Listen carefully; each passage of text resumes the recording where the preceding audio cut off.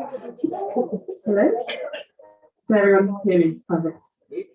Thank you for joining us today. We're here to talk about Allyson Shaw's Ashes and Stones. In her debut book, Allyson Shaw has gifted us a rich history of the women of Scotland, persecuted through the centuries under the guise of witch hunting. It's a gorgeous personal exploration of Scotland's landscapes and a meditation on the women's societies rejected through the ages. It's part travelogue, part memoir, part rallying cry. It's equal parts a book of mourning and one of reclamation. And to tell us about it, we have Allyson Shaw with us tonight. So please join me in giving her a warm welcome.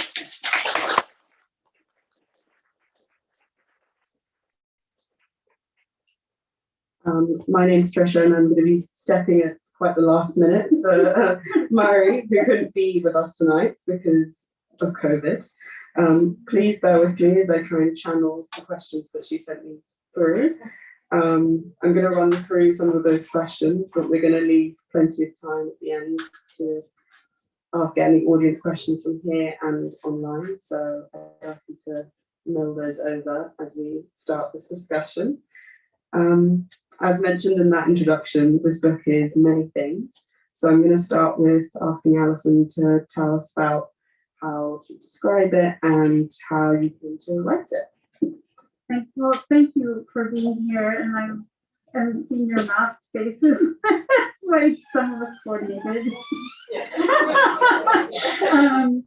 Yeah, this book was over 6 years in the making, and I began it when I initially moved to Scotland, and I was finding these sites that I found really puzzling and troubling, and I didn't know about the history of witch persecution, or women and men who were persecuted as witches, even though that was kind of a fantasy that was imposed on them. So I had to do kind of a crash course as I traveled around Scotland, clocking as many places as I could that had memorials, and those places that did not. I tried to find something in the landscape that I felt I could share with the dead, some place that had been there longer than all of us. And I wrote those into the book as if they were also memorial. The book is interlaced also with a memoir of my own life that I think surfaced in the isolation of the pandemic, real reckoning, and also being in midlife. You know, you look back on, it's a moment, a hinge of your life where things come back to you. And a lot of my lived experience paralleled the women that I was learning about in really immediate and troubling ways. So that's also threaded through the book. To kind of set the tone of things now, I'm going to ask Allyson to read a little bit from the epilogue of the book. So, yeah. Okay, so this is from the epilogue. No spoilers though. Can everyone hear me okay? Okay, brilliant. The stones, hills, mazes, and menhirs I've gathered in this book form another map of the dead. The boreholes, unmarked graves, hillocks, mud flats, crossroads, caves, and roadside shrines are stand-ins. Often these memorials are marked with the last woman burned, as if this could keep history from repeating, like a revenant stone over the grave of the unquiet dead. During the years of witch hunting in Scotland, real women were rounded up in their thousands. Where is the outrage at the atrocity of mass death? There is no marker for the scope and magnitude of this loss, and these stones with their mistaken signs are not enough. Most memorials to the accused are accidental, vague, or shrouded in myth. The best known, like the Maggie Wall Monument and Janet Horn's memorial stone, mark the deaths of unknown or fictional women. Witch burnings have become hackneyed metaphors from the misuse of the term witch hunt in political punditry, to music videos such as Madonna's Dark Ballet and Jessie Reyes's Body Count, both of which feature executions at a pyre. The witch being led in chains to the flames is the celebrated moment, rendered in film, poetry, and cast in bronze. In the popular imagination, public executions of countless women are reduced to the spectacle of a singular woman burning. The machine set up to do the killing, the thousands of men involved, is rarely discussed. In the words of Norwegian witch trial scholar Liv Helen Wilhelmsen, the machine was a powerful apparatus. The accused always faced a wall of men who held the power of life and death over them. The image of the burning woman is not a potent archetype transcending suffering through martyrdom. It is obliteration.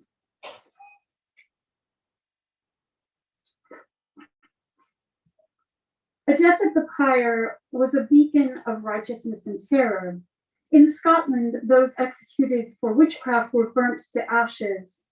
The Kirk believed this ensured the accused would forever be outside of God's mercy.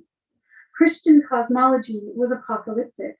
At the end of time, Christians would be resurrected as long as their bodies could be found and pieced together. Even those who died in disgrace could be offered a second chance unless there was no body left to resurrect. This concept was a source of theological debate from the Middle Ages, but was still very much alive in 17th century Scotland. The accused who died in this way were essentially damned forever. In every village, town, and city in Scotland, there's a plinth devoted to the war dead. Even in my tiny local post office in my village, they have a list of postal workers who died in the Great War. Was the terror of the witch hunts lasting hundreds of years not a war on women, community, and folkways? Yet the dead have no reeds, no sanctioned hour. This is my war, and I will remember my fallen sisters. Let there be no more ghost tours looking for bald Agnes, her spirit still shaved and naked from her trials, wandering Holyrood House. No more witches' skulls in pubs over the bar. In my dreaming, I wish for every thumbscrew, Jubes, and Scold's bridle in every museum case and private collection to self-immolate, to erupt in a blue, devouring heat. I imagine a vast circle of carven stones, a poison garden in Nor Loch. The Witches' Wall on Castle Hill in Edinburgh is no longer a typo on the Visit Scotland website, but a real place for sorrow and song, a site for queenlaugh or lamentation. Pipers will play Karen McCrindle Warren's Lament for the Accused on the Hill, in the toll booths, and on each gallows green where the accused died. I call all revenants to their stations. Every Carlin and Calach, listen. Can you hear the wild keening? The drums of the charge are advancing tattoo.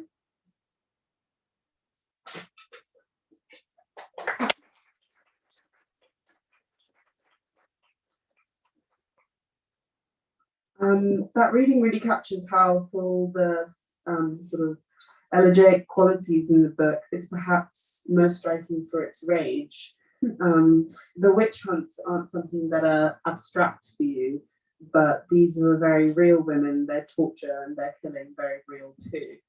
Can you tell us a little bit more about the scale and the nature of violence at this time? Yes, I think sometimes there's confusion of the scale.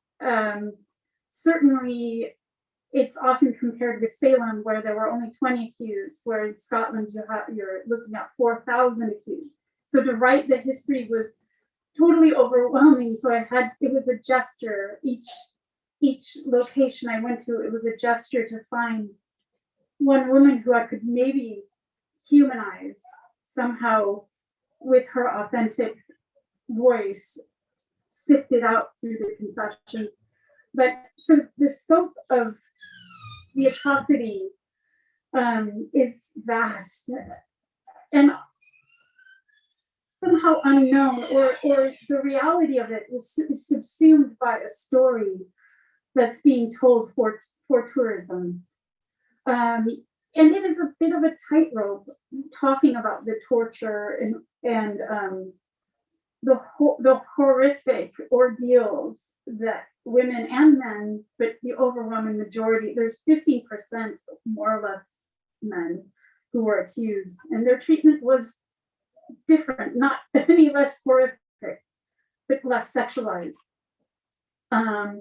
It's a tightrope because the torture has been very sensationalized in its treatment, almost fetishized.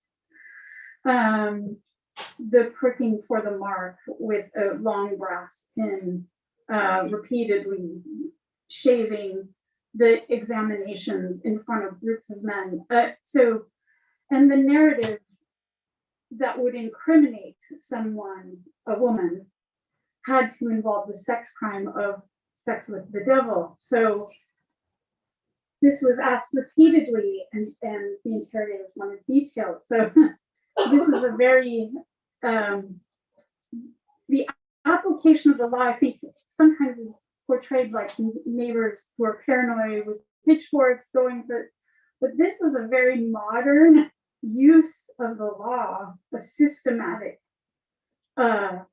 use of the law to gather evidence and then appeal to the central government for a trial.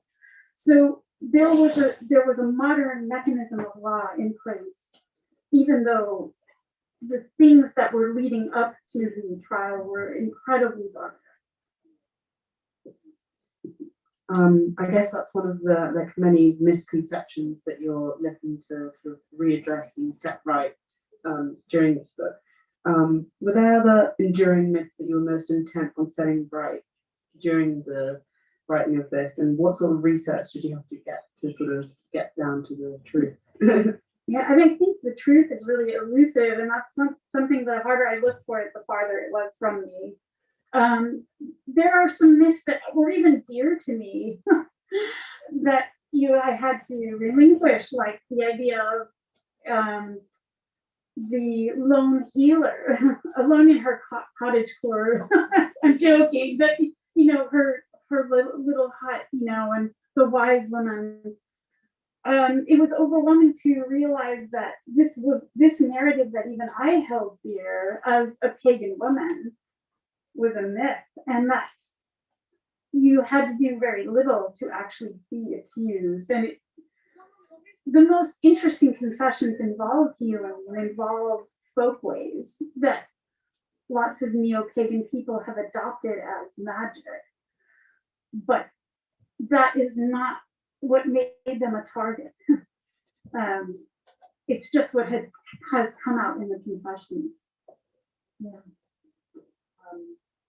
Speaking of some of the victims of this, as still is very much the case today, the victim's vulnerability to persecution was loaded with various characteristics and depended on age, class, physical ability. And in one chapter in particular, you delve into the criminalization of Gypsy, Roma, and traveler people in particular. Can you unpack those intersections a little bit more for us? Yeah. Yeah, I mean, there's a lot, and I think certainly being different and singled out made you vulnerable.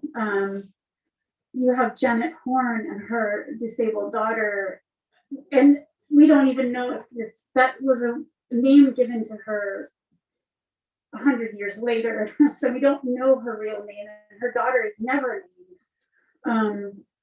But throughout many of the confessions, women are speaking about chronic pain or something that, even though they didn't, you don't want to pathologize people, but it seemed like they had horrific things happen to them in childbirth, so they were living through these kind of really vulnerable states. The chapter on Romani people, around the same time that the witch hunts were happening, there were laws against Egyptians, which is a misnomer, but Romani people.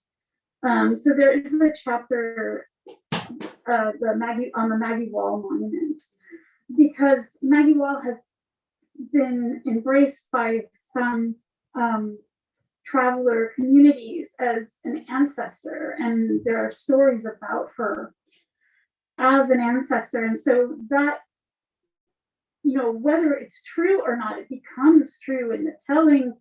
And how is that different than these more exploitative myths? It's a sticky thing to untie, but it's certainly something interesting to look at. And I combined that conversation with a memorial for Annalise Johnston, a traveler woman who was violently killed and her body found near that memorial.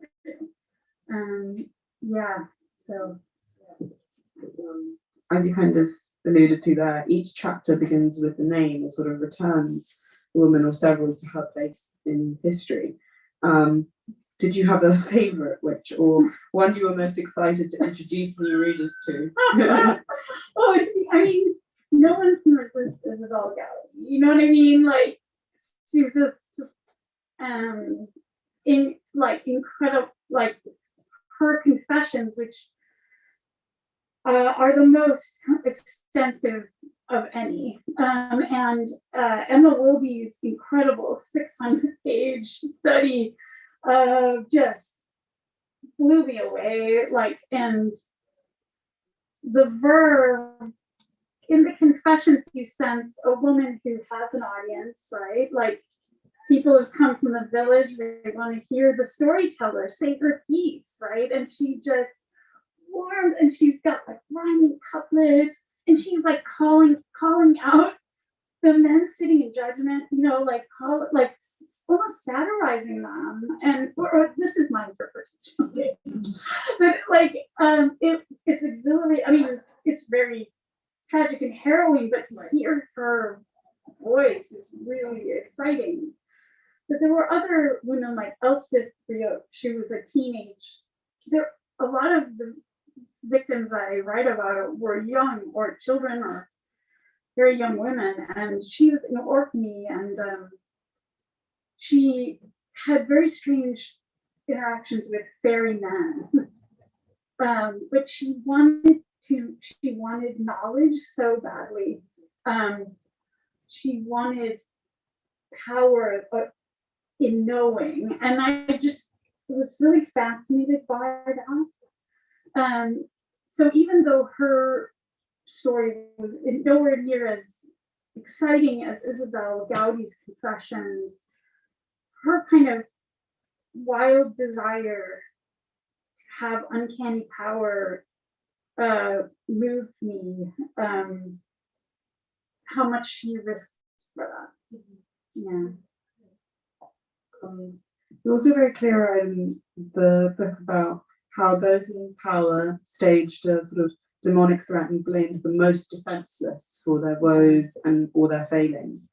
Do you think there was something unique about this moment, or was this part of a pattern that keeps resurfacing this power?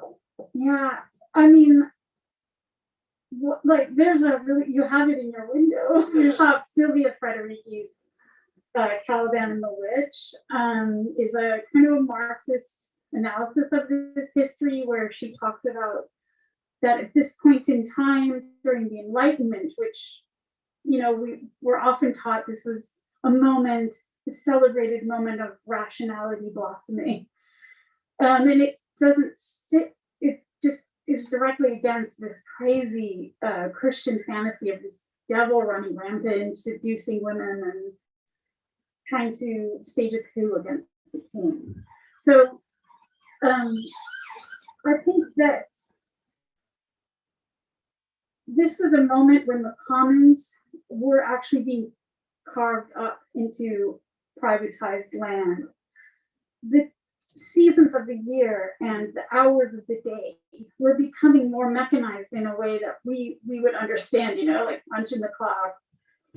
So going from more like the phases of the moon and the seasons and harvest festivals to very regimented kind of economic time.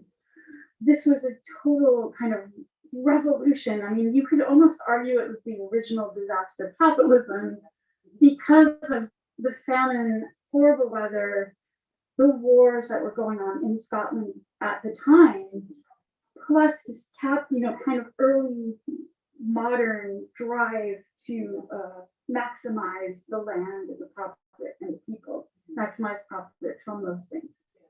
Yeah. Yeah, that actually moved me very well into my next question. Thinking about the sort of commodification of time and place, and place is very important in this book, and it's very rooted in the land and the waters of Scotland, particularly. And you kind of put as much emphasis on the place of the people for an inheritance that might be lore or meaning. Can you tell us a little bit about some of the places that most called out to you, or that you found yourself returning to in the process of writing this book?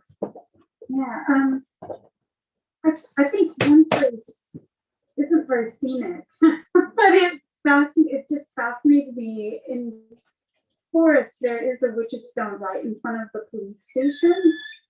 And it is a stone that used to be 3 stones. So and then they were all moved elsewhere, but the one that has been returned to its original place was broken up, and then bad things started happening. So someone bolted them back together. So it's this thing in front of a police station. It's like got bolts over it, like just go try to put it back together. It's like the weirdest, and it's just the pavement is poured around it. And then there's this crazy, terrible sign from the 1930s or 50s that is, again, it's a mythology. It's not what happened. It says that women were rolled in spiked barrels from the top of Cooney Hill, which is the hill that overlooks Forest. And that where the barrels stopped and their mangled contents were burned on that spot. There's no truth to this sign, but the barbarity of it, I think, gets a lot of attention. And it's such a shame because it's actually not true, but the emotional reaction, I think, is justified for other things that actually did happen. But I repeatedly go back to this place, probably because it's closer to me geographically. But I love that there's actually a conversation going on with other people, even though they're not there. People leave things like flowers, or even like kind of really sentimental, like funerary accoutrement. Dear sister, we miss you, like little hearts that you leave on the grave, or crystals, and once I went there, and I write about this in the book, and I was just, you kind of like, other people know about this, other people feel it and are remarking on it. And I went there once, and someone had made like a little desk, like nameplate thing that said, "To all the women and girls sacrificed to patriarchy," and they just put it on there with some red thread, and I was like, I'm not alone. Like, there's someone else connecting the dots. And so I feel like when I return there, I'm like, now things are different. The book has come out. Like, I'm sitting in a room full of people who come out wearing masks to talk about it. So it doesn't feel as isolated as 6 years ago when I was like, does anyone else is anyone else thinking so intensely about this? So that memorial, to see it change and to see it be a place of conversation has been, yeah. Mary noted a really great quote that I'd like to read out from the book that I think kind of, leads on from this connection that people have and the isolation that one can feel. But right, that the witch is the embodiment of a powerful myth, an archetype embraced by feminist radical thinkers and spiritual seekers. So following on from that, I was wondering, what do you think draws so many people, even though they might feel an isolation as you once did, to these ancestors of ours? That draw, where do you think that comes from? Yeah, I think that it's really tricky because these women were not witches. Like, they didn't have special powers. They didn't, and so I think sometimes when I would tell people I'm writing this book, and they'd be like, are they witches? Are you learning some spells? And it's like, no, and then I'd lose them. They weren't interested. And I think certainly the witch aesthetic is having a moment, and that is really different than the satanic fantasy that was imposed on these ancestors. And yet the confessions remain the voice of working class, or the poorest and most marginalized of society. Authentic women's voices shimmer through these confessions. So, and sometimes we talk about interesting folk, that are authentic, and so they can be sifted through with caution to find that.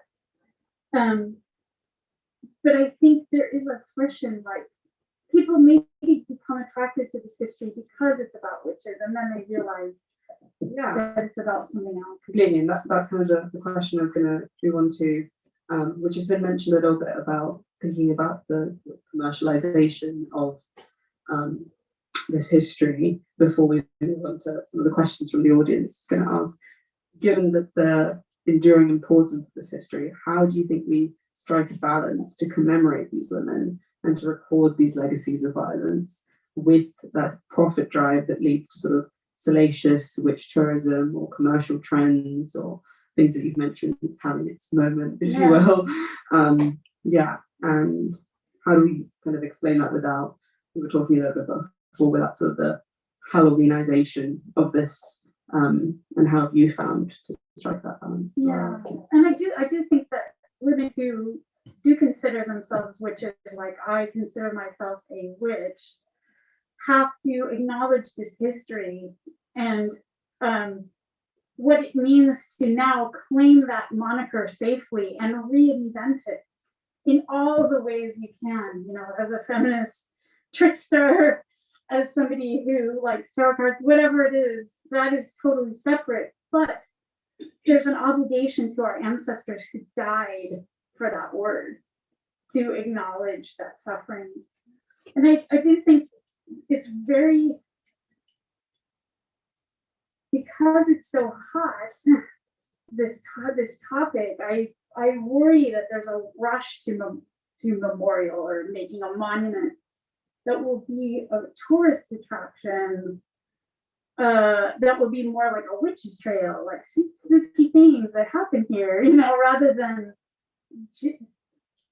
a dignified place of mourning. And there's so much to mourn. So, and not just about this history. So to have a sanctioned place of public mourning is, and not just for war veterans, but for other history that I think is really important. I was just telling Trisha before we started, like, I read this book that I think is really remarkable, because when I was writing this book, I was really troubled, like, how do we talk to kids about this? That's not a Halloween, like, how do we do that? And there's this great book by L. McNichol called A Kind of Spark, and it's a middle grade book but I mean, I think everyone should read it. It's about a little girl who decides she's going to lobby her local government to put a memorial up.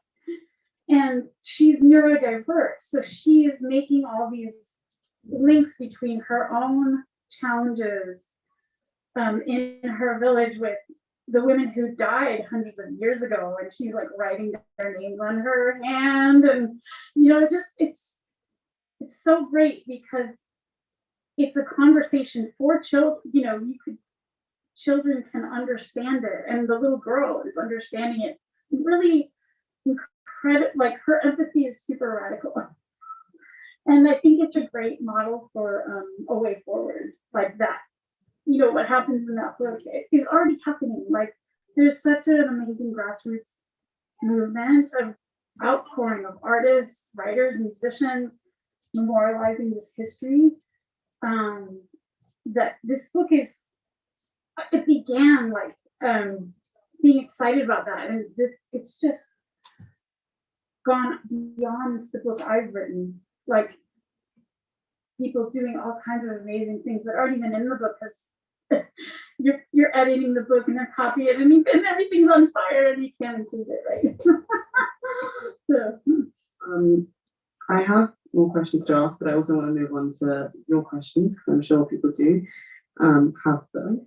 But just quickly to sort of wrap up the section, just going to ask you if your readers would sort of take away one thing from the book and take that into the wider world. As you've mentioned a little bit already, that this goes beyond what you've written down on the page, and so many people doing great things. What would you want that thing to be? I know it's a big question. I know. It doesn't have to be a grandiose answer.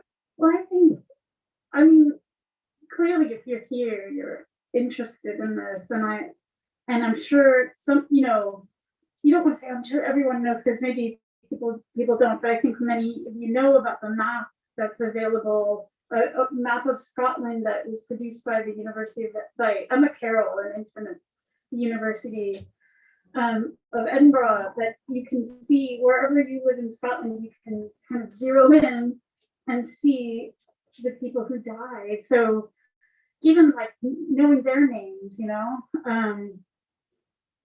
would be amazing. If everyone just clapped, like, okay, we have these people. Who were they? How much can I find out? Are there other people who also care that could somehow do something? Even, memorial is great, but even just like a sentient hour, like, we all get together at this one day, and like, Karen McCrindle Warren is a composer that's written a pipe song. So if you know someone who can play the bagpipes, I mean, she said anyone could play this song, and she's made it available. So these portable memorials work too, and there's very little capital investment needed, and you don't have to talk to officials. You can just make it happen, Yeah. Great. Thank you so much for answering my questions. They were very well written. So I'm now going to move on to some of the audience questions. So if you can just put your hand up, yeah. I can take let's start. Anyone go first? Hearing you talk about that map, it just occurred to me that I was living in Edinburgh 20 years ago, and I took a night class at Edinburgh Uni on, the witch trials, and the person, I can't even remember, nothing made an impression. I can't remember the notes, I can't remember what. Yeah.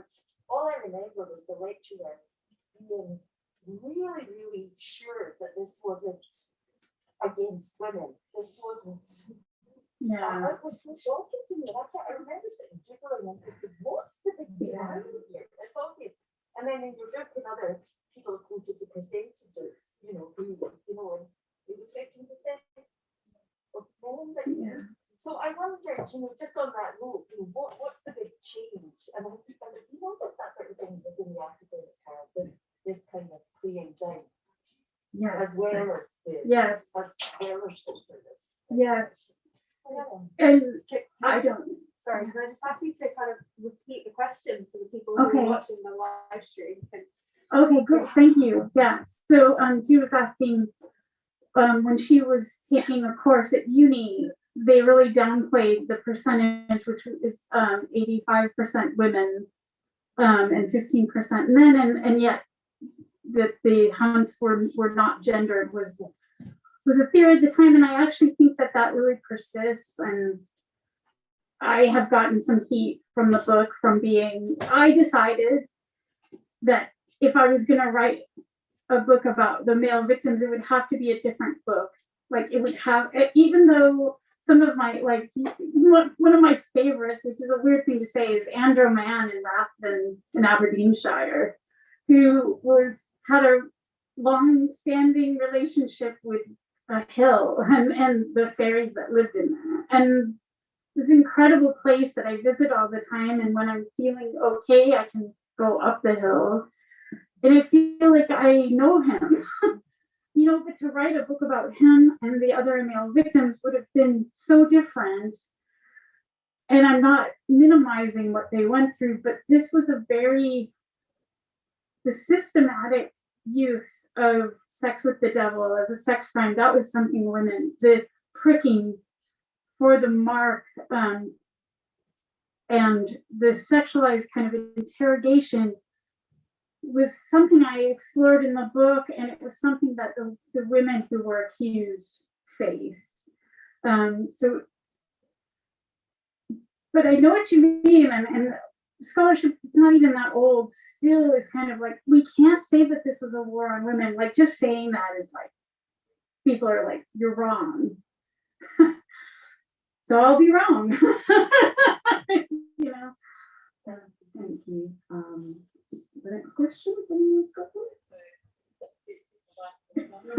All right. I'm not quite sure how to word it, but essentially what you're saying, that perception of what a witch was, that these women were violent people, but they weren't sort of these lone people attracted in this sort of magic, and it wasn't really connected to magic, and then we do, have a strong group of women who do identify as witches now, and kind of hold that title quite dear. And it's quite important to the people I know that hold that title. Why do you think that title has persisted and almost become what the myth of it was? Do you see what I mean? Yeah. Have you got any thoughts on? Yeah. So we just report. I'm just going to repeat the question for the live stream. But I think the question is that why do we think the title of witch and the women that identify as witch, that has persisted despite the sort of myth? I don't know how. Maybe actually you can describe the question a little bit better again. But why is that identity sort of persisted in the face of myth and the history? Yeah, I think that there's power there. Heartbreakingly, I think there's been things like picking raisins out of the cake from this history and the confessions, the juiciest bit, like the Isabel Gowdy, the juiciest bits, the most fascinating. And then that really warps the picture. But when you look at the whole landscape, it was like women who were giving birth, brewing beer, who like to walk out at night by themselves. I mean, all of this was suspect. So all of this was potentially incriminating. But I think especially like Margaret Murray in the early 20th century, this idea of, she put forth this idea of a witch cult in Western Europe that really seduced early neo-pagan people. And I think it persisted. It just became more and more romanticized. But I do think that this is a crazy crackpot theory, but we're in this moment of feminism where people need someone on a broom to fly. Like, give me a broom so I can just fly out of this, okay? It's a moment of just opening a window and producing a fantastical, seductive image of power that's absolutely irresistible, right? It's hard to hold that and the power and seduction of that along with the witness of atrocity. It was such a hard, I mean, I'm so used to it now, I'm like, but you know, I think initially, like, I had to be like, no, these women were Christians killed by other Christians. They weren't like the first witches or the first pagans, no.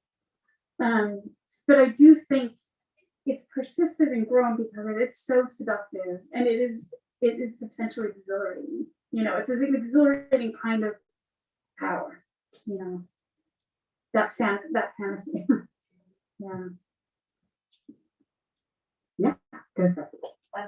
Kind of related to that, do you feel like we should stop referring to the women who were persecuted as witches? I think that feels to me like part of the problem. Yes. Because this discussion about the separation of witchcraft today and what these women were accused of are such disparate things. So in your opinion, when it comes to the kind of monuments, memorials, is that the kind of route you would like to see? Yeah. And so you're asking, would it be a way forward to stop using the word witch when we're talking about the accused? Is that okay? So I completely agree. I think with this shift, we could really make some headway here. So instead of saying, you know, oh, the witches memorial, I mean, even, you know, my publisher, there was no elegant way to not, you know, just shoehorn the witch on the title there. We had to do it, you know, and the book is about the idea of the witch and this fantasy and this archetype. But I think when we're memorializing these dead women, they didn't consider themselves witches, no way. I mean, so to call them the accused, right? The executed, that is way more appropriate. Yeah.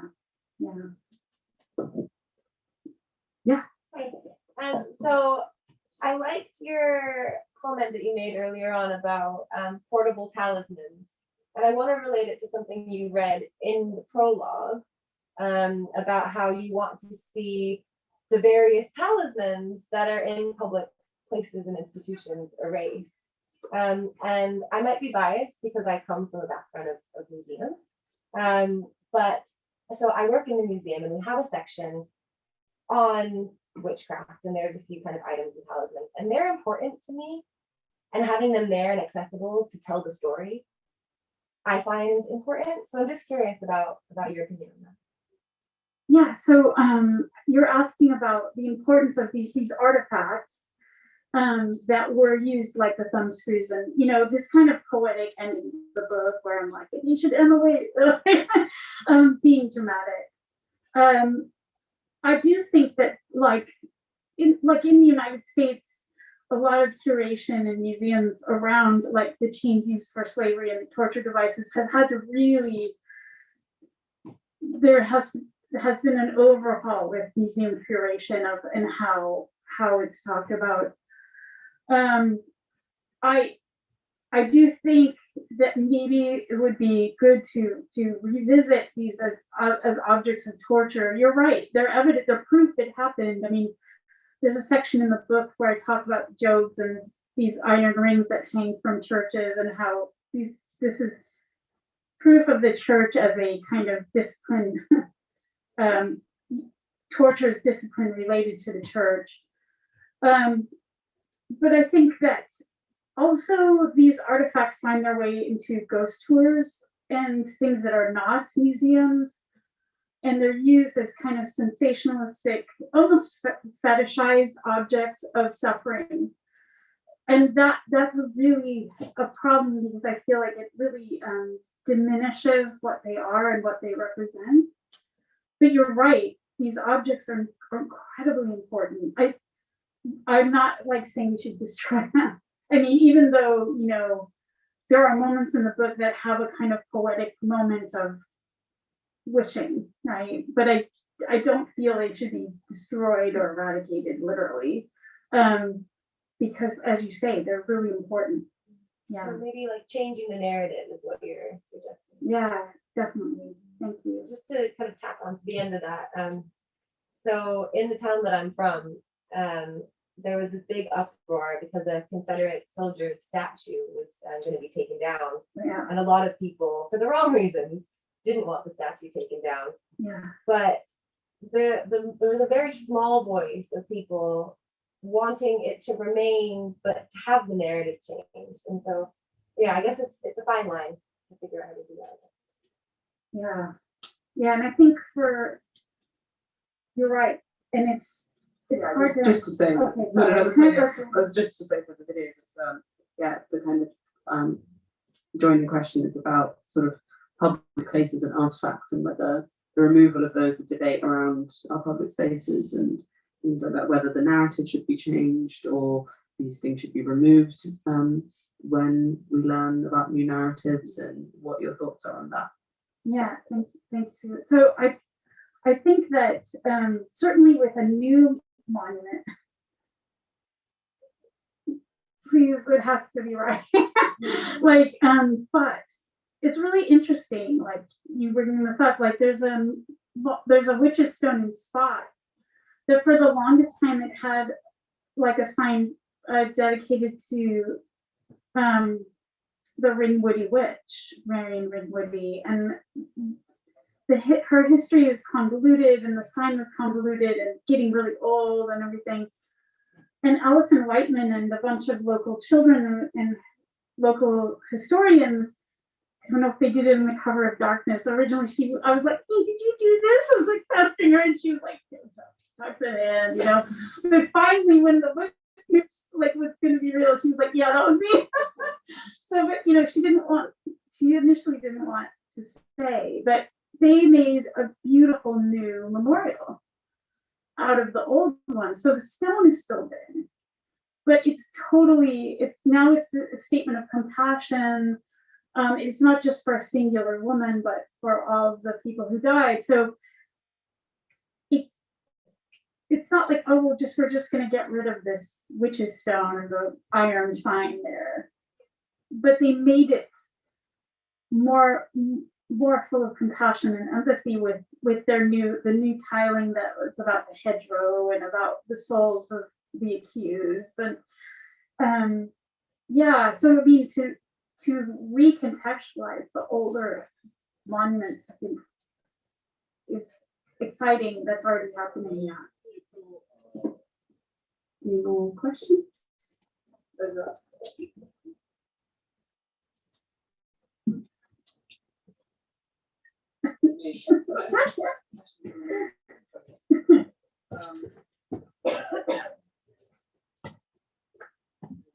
These are some questions from the online stream. So Lottie asks, some of the research must have been so triggering. How do you navigate the research and look after yourself during the writing process? That is a great question. I mean, it was really, really hard. It was because I am a survivor of sexual violence. The research was incredibly triggering, and I think this is the only moment I'll get woo with you guys. If I didn't have my own spiritual tradition, which happens to be pagan, if I didn't have that to call on, I couldn't have written the book. I wouldn't have survived it, because it was so horrific and triggering and so lonely to do it during the pandemic in a country where I knew no one, right? So it was just like, if I didn't have my own spiritual tradition, which happened to be witchy, I wouldn't have survived the research involved, because it was so dark. Yeah. Another question from the online stream, which is a little bit more about the specificities of history, is someone asks, was most of the persecution from church or state, and was that overlap inevitable in a country where the head of the church and head of the state are the same? Yeah. Great question. Yeah, that's great. That's a great question. I mean,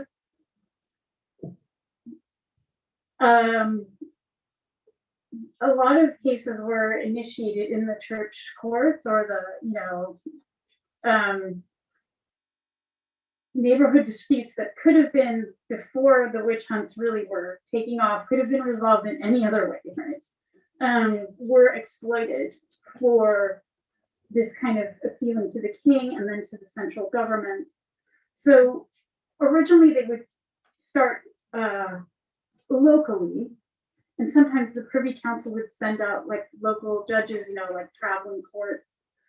But it always was, the central government always had involvement if witchcraft could be proved through confession. So what that would mean is a person would be arrested and held indefinitely till the confession was like up to snuff enough to get the central government to say, okay, you can try them. And the trial, the guilty rate was like, if you were being tried, it was overwhelmingly guilty. Very few people got off. So it really was a death sentence once they extracted enough evidence under torture. So, but the judges were often local landowners. And, so it was a very class-based system. So the church was helping to gather the evidence, and often the people would be imprisoned in the church and interrogated in the church. But local landowners helped with that as well. And then the central government sealed the deal. Yeah. Are there any more questions from the audience here? Yeah.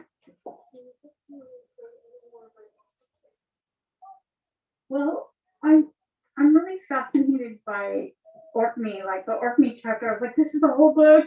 I had to like wrestle it down, to a chapter, and Shetland as well. I think Orkney and Shetland have a really different history. Oh, by the way, Kirsty just asked if I'm okay. All right. The question was more just about whether you plan to write any more about this topic in particular. Yeah. So, and I think that in Orkney and Shetland, the nature of the hunts were really different. And rather than it being fairy lore, there's a lot of Norse mythology and Norse ideas of trolls, and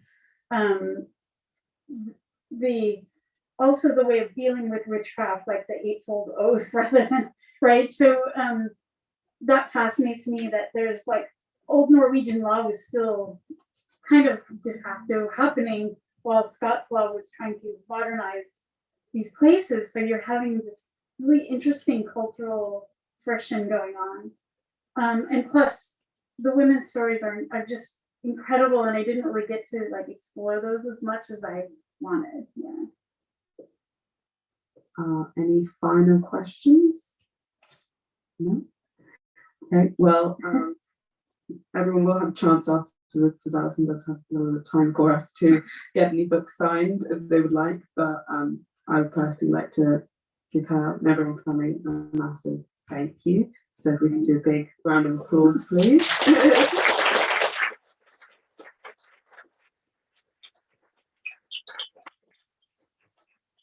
So if we try and sort of slowly move into the next door room, so we can start